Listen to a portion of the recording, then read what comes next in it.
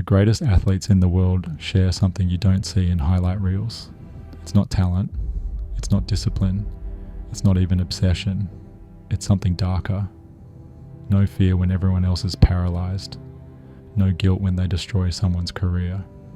No empathy when it's time to win. They're wired differently. And that difference, it's exactly why they win. What if the champions we worship aren't just driven?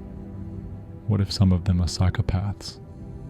Let's be clear, not every champion is a psychopath, but here's what research tells us. Studies on elite athletes show something disturbing. Compared to the general population, top-level competitors score significantly higher on what psychologists call the dark triad. 3 personality traits: psychopathy, narcissism, Machiavellianism. Psychopathy, lack of empathy, shallow emotions, fearlessness. Narcissism, grandiosity, need for admiration, belief in superiority. Machiavellianism, manipulation, strategic thinking, moral flexibility.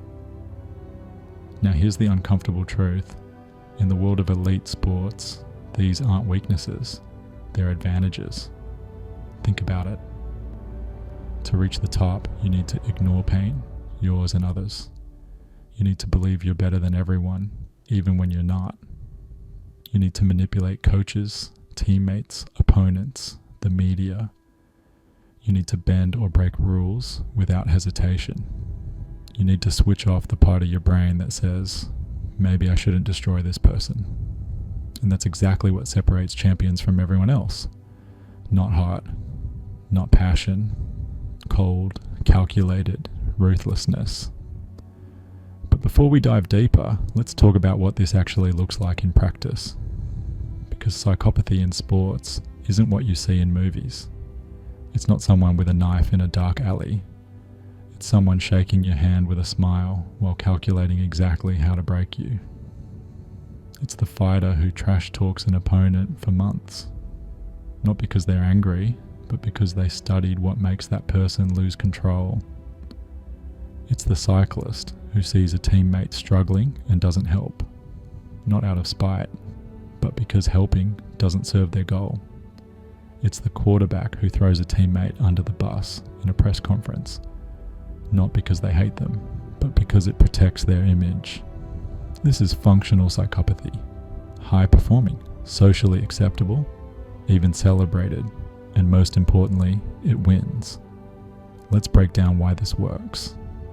Advantage number 1, emotional detachment. Fear is a survival mechanism. It keeps you alive. But in competition, it's a liability. When a normal person steps into a high-pressure situation, a championship fight, a penalty kick, a race where everything's on the line, their nervous system floods with cortisol and adrenaline. Heart rate spikes, hands shake, vision narrows, they choke. But psychopathic traits create a different response. The fear circuit in the brain, blunted. The emotional response to threat, muted. They don't feel the weight of the moment. They don't imagine failure. They don't care about consequences. This isn't courage. Courage is feeling fear and acting anyway. This is something else. This is the absence of fear. And it's a massive competitive edge. Think about penalty shootouts in soccer. The entire game comes down to one kick. Millions watching. Legacy on the line. Most players feel the pressure crushing them. Their technique falls apart. But some players? Ice cold. Heart rate barely elevated. They've taken 1,000 penalties. This is just one more. No emotional attachment to the outcome. That's not mental toughness. That's emotional numbness. And it works. But it goes further. In combat sports, boxing, MMA, rugby, you're not just competing. You're hurting people. And to do that effectively, repeatedly for years, you need to not care. Fighters talk about switching off empathy, dehumanizing the opponent, turning them into an object, not a person. Most people can't do that. Their brain resists. Guilt creeps in